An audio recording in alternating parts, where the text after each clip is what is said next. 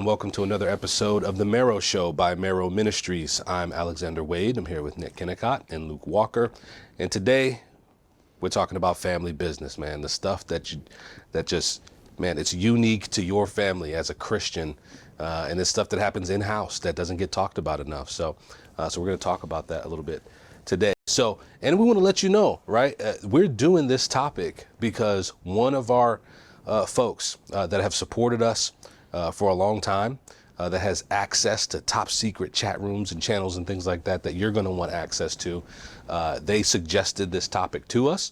And so, man, thank you so much for the topic. And that's how we get down. If you want to submit suggestions, there's a way to do that. We'll talk about that at the end. All right. But family business, man, all of us here are believers, but all of us have members of our family, extended family, that are unbelievers. Mm-hmm. And inevitably, we're going to have interactions. We're going to spend time. There's going to be scenarios in which those two worlds collide, and there's nothing we can do about it. We're going to be around each other. So that's what we're going to talk about today, man. As Christians, how do we navigate those times when we are together, spending time, coexisting with our unbelieving family members? So Nick, man, to kick that off, man, just broadly speaking, I'm assuming you've got people in your family, like I've got people in my family. Has that been a difficulty that you've had to navigate? Sure, of course. I think the best remedy I saw recently around Thanksgiving time, someone posted something on Twitter. It was an apple pie, and out of the crust they had written, "Unvaccinated and ready to talk politics." Just come right out with it. But yeah, definitely. I mean, I think any Christian has to deal with this. And it's not just family, it's friends, coworkers, neighbors, whatever. But obviously family is a big one because we're going to be in situations where, I mean, we want to talk to our family about life and what we're excited about, what we're thankful for, and we're coming at that at a very different place. And if you have family members who are not just not Christians, but hostile to the gospel, it's a very difficult position to be in, and knowing how much to say, how much to hold back, what to say, how to say it, a lot of times makes a lot of Christians nervous, and a lot of people have said it, and I think it's true on a lot of levels that trying to evangelize your family is some of the most difficult people that we can have evangelistic relationships and conversations with, because they know us very well, we know them, and you know, but the reality is that we're driven to do that because we care about their soul, we care about them, we love them more than other people in our lives, and so we want what's best for them. So we have to be able to pave the right road to walk on to where we don't get to a place where they don't want anything to do with us, but at the same time that we don't back down from or hide our convictions about the gospel, because there will come a time in many of their lives when they are up against a wall and they don't know what to do or where to turn, and hopefully we've created an environment where it's safe for them to come talk to us. That's good. And Luke, man, along the same lines, I'm sure you've again got family members that you've maybe worlds apart in terms of worldview, but man, they're family, right? And you're going to have times when in those situations. How have you found yourself navigating those? So I mean, it's the issue is, as a Christian, you're thinking, I have to take a stand on God's truth, and I don't want to compromise God's truth, and I don't want to affirm sin in other people. But this is not just any other people. This is family, so you have obligations to them. So it's really a way of finding that sweet spot of how you can stand for truth, but also meet your obligations as a family member. So if it's your parents, you have an obligation to honor your father and mother. That doesn't end when you leave and cleave and start a family. You still have that. It's different than when you were a kid, but yet it's there. Yeah. So you have this obligation to do that. But if your family member is in some open sin, we all sin in many ways, right? But some sort of openly rebellious type of sin, then it becomes more difficult. How do I honor my family or love them and also get through to them that what they're doing is not okay.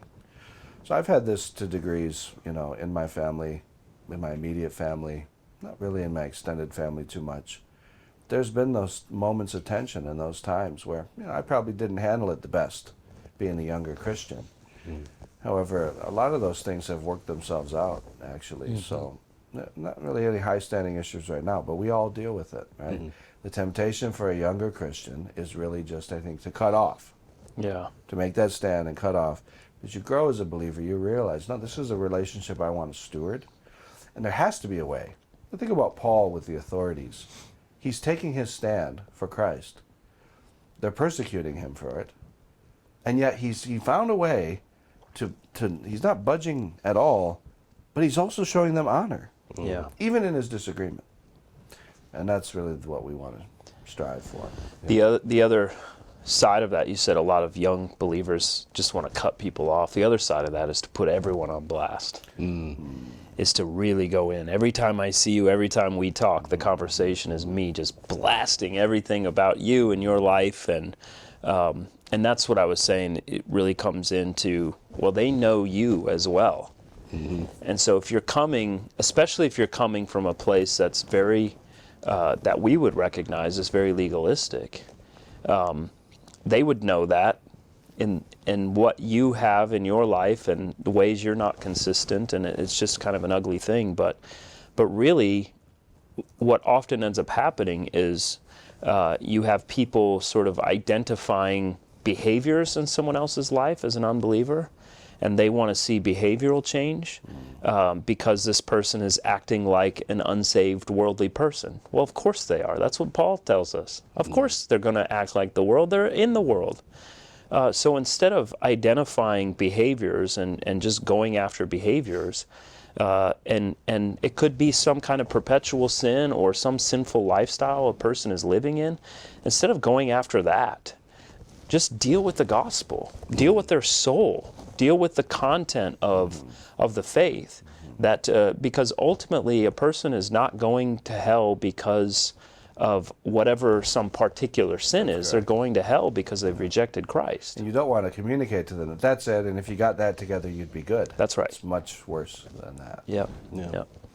So, in terms of obligation, I know with a lot of these relationships, people kind of will impose certain obligations on themselves for those interactions. Yeah. And it can look different. They may feel obligated to keep them away, depending on the situation. They may feel obligated to explicitly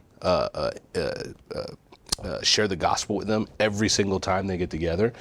But in dealing with family, and it might be something like holidays or birthdays or significant events like weddings, or you're going to see your family a lot in those contexts.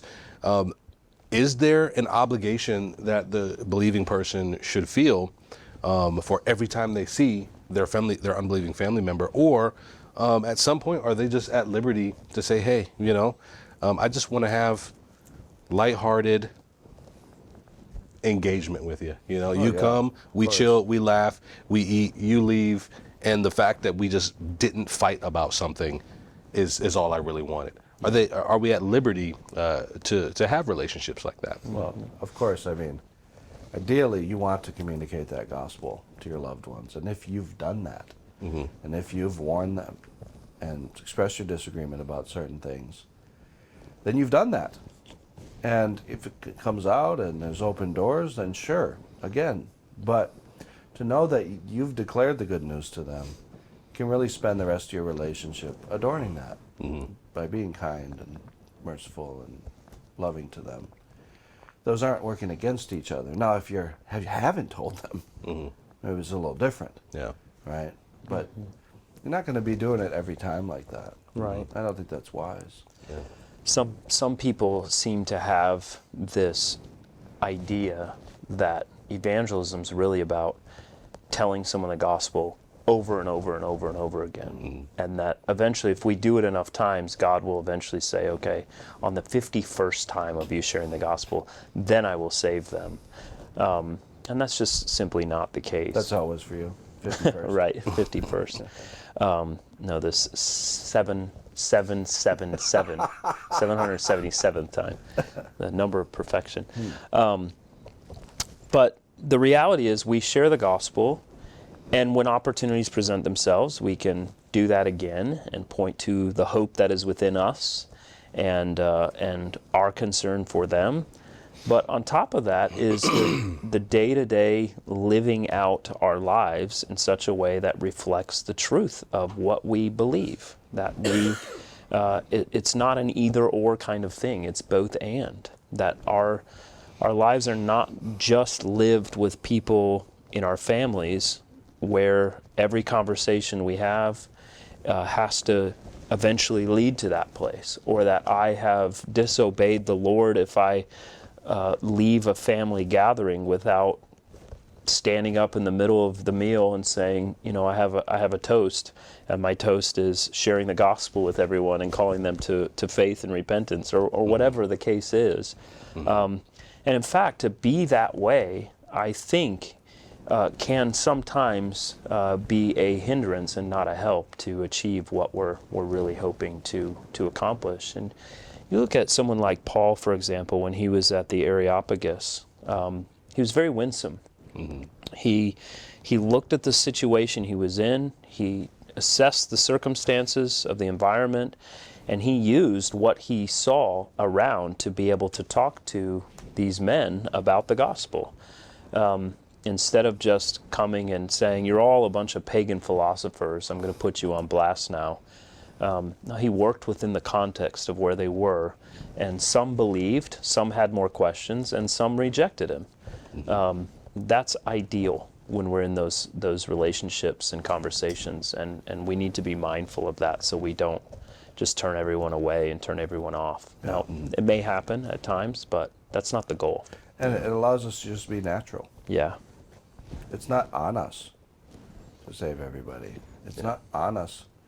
We seek to persuade, but even as we're loving them, and we're persuading them with our conduct. So it's just that sense of ease to be yourself and trust God. Yeah. Rather than to force it and push those agendas. You're not going to convince them to believe right there on the spot, probably. And you don't want to give that impression. Yeah. So, as you all were talking, I'm thinking that hospitality comes into play here in some way. As you were talking, you used the phrase to would you say something along the lines of something that had to do with your conduct? I can't remember. It was golden. It was probably pretty good, but essentially winning people with your conduct or something along those lines. So, but hospitality, where does hospitality come into play in these interactions, and how do we walk the line between being hospitable as Christians to people who don't believe, but also not taking that all the way as far as preach the gospel at all times, if necessary, use words. Right. So how do we walk that line? Because we want to be hospitable. We want to use that and be able to leverage our hospitality. But the gospel's the gospel. Our hospitality is not going to save somebody. Right. So yeah. How do you guys see that playing out? Well, I think the first thing to keep in mind is that we not think of something like hospitality as sort of a means to an end. In other words, I'm going to invite you over to my house, but when you come here, really, my agenda is not to serve you, to love you, to talk to you, to take care of you. My agenda is to have this conversation with you that we've already had a dozen times. Now, praise God if opportunity presents itself and you're able to do that. But at the same time, that someone doesn't feel like they've been trapped. Like, you set all this up and you've trapped me. A bait and switch. Yeah, right. A bait and switch. It's like a sales tactic. So I think it's important to be careful with that, because people will see right through it, and we ruin our opportunity. I think we ruin our witness in doing so.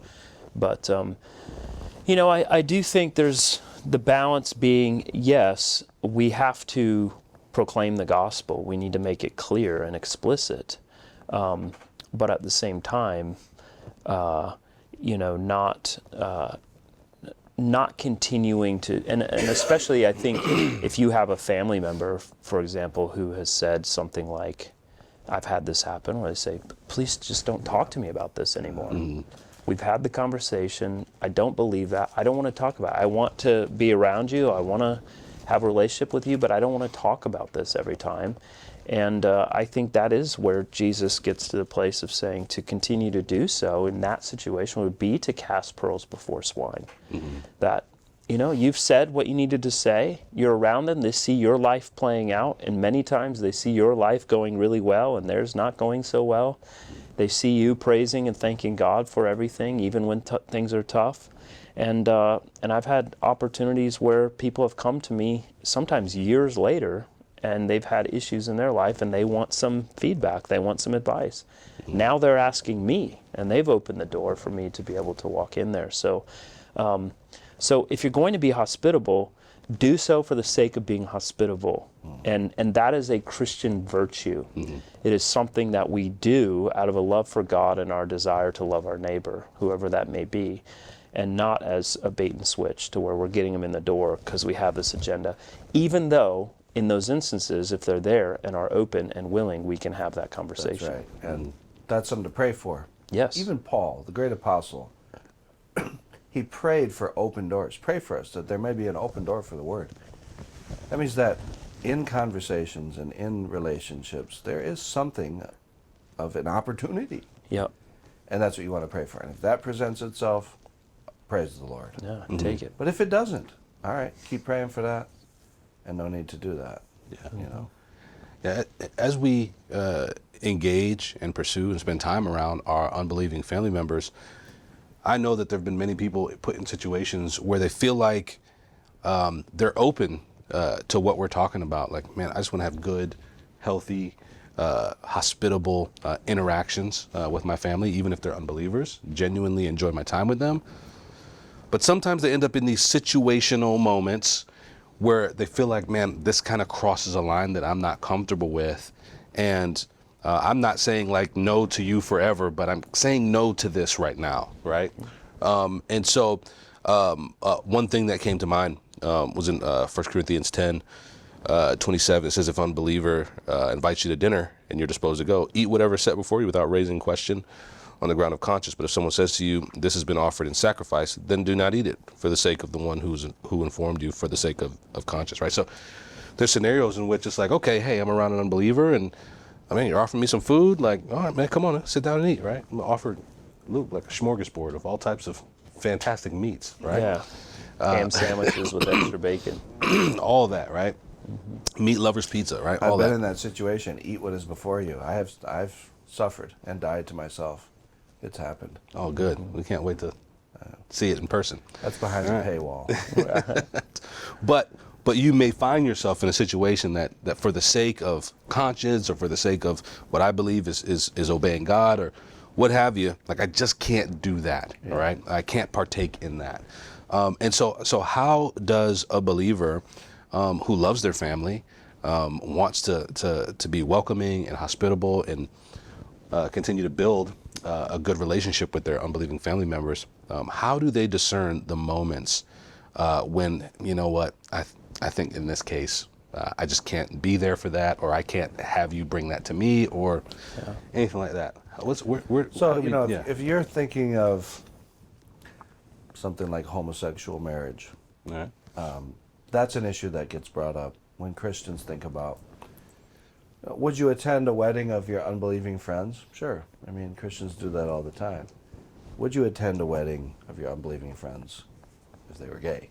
And most Christians would say, in my experience, no, I can't in good conscience approve what they're doing because I believe it's lawful for unbelievers to get married, but I don't believe it's lawful for same-sex couples to get married. That's one example of a situation where a Christian is really going to be faced with, what should I do here? You know, I don't want to do anything that affirms it, I still want to express my love for them and that I'm still their family and everything. And that's where things can get tricky, I think. Yeah. Now, in that, the more kind we are, the more loving we are. If it's someone over us like our parent, even if we're grown-ups, the more honoring we are to them, the more it highlights those disagreements, because they're going to know it's not coming from because you're a disagreeable person, Right. because you hate them.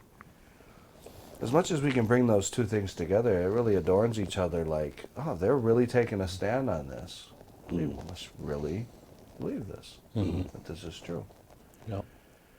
So taking those stands is a good thing, especially the more loving and honoring we are to our families. Yeah. I think what you'll often see is two dynamics play out in that. One is that people who you assume would be very hostile for you taking a certain stand will actually respect the fact that you're standing on principle, even if they don't agree with it. I think we always assume they're not going to agree with this, therefore if I take this stand, then they're going to oppose me, they're going to cut me down, cut me off, whatever the case may be. And often that's not the case. That that people can be decent and say, okay, well, we don't agree, but I can appreciate your position, and that's okay. Now, obviously, some of the fear we have in that is because of our current cultural climate, where it's like, apparently we're not allowed to disagree with a given narrative, but I do think that is one element of that, especially with family. If they've known you your whole life and you love each other, that they'll maybe respect that more than we assume. The other extreme of that, though, is that no matter how loving, no matter how kind, no matter how honoring, there will be people that, because we take certain stands, they will think that we are hateful, bigots, whatever word they want to throw at us to say this is who you are. And there's no way around that. And that's where Jesus comes in and says, I've not come to bring peace, I've come to bring a sword. And that is going to divide mother against daughter and father against son, and he goes down the whole list. And I think we don't take that seriously enough, that Jesus said that, and that's a reality in this life. That sadly, unfortunately, there will be times, because people reject the truth, not us individually, really they're rejecting Christ and the truth of the Scriptures, that they won't want anything to do with us. And it's not because we are intentionally pushing them away, it's simply because we're standing on the truth of the Scriptures. They don't like it, ultimately they feel judged by it because they are being judged by the truth. And they're undoubtedly convicted also. Right, absolutely. And so we have to go into these knowing that the more you stand for truth, the more likely it is that you're going to have people who reject you no matter what. You can be the nicest person to them in the whole world, but as soon as you say this one thing, it's over for them, and we have to be able to deal with that. You know, as Marrow Ministries, we're always talking and thinking about the law and the gospel, and I'm sitting here wondering even now, in these various scenarios, I've got multiple familial situations I've been in where, it's like you can take this really staunch, legalistic kind of bent that people feel in your engagement with them. It's like, this guy's like all law. It's like I'm not a person. It's like I'm a legal document that they're reading over. Right. You know what I'm saying? And but then you also have the impact of the gospel on your own life and in your own heart, and understanding how vile you were and how much you've been forgiven, and it can soften you towards people. And have you know that even though they don't believe now, it's not a guarantee that they never will. That's right. Yeah. I always appreciated R.C. Sproul.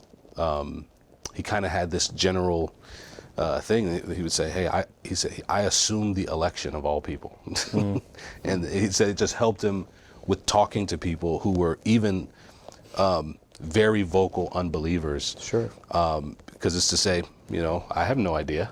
I have no idea who the elect are and who they aren't, and it's better for my heart to assume their election, even though they may not be regenerate at the moment. Yeah.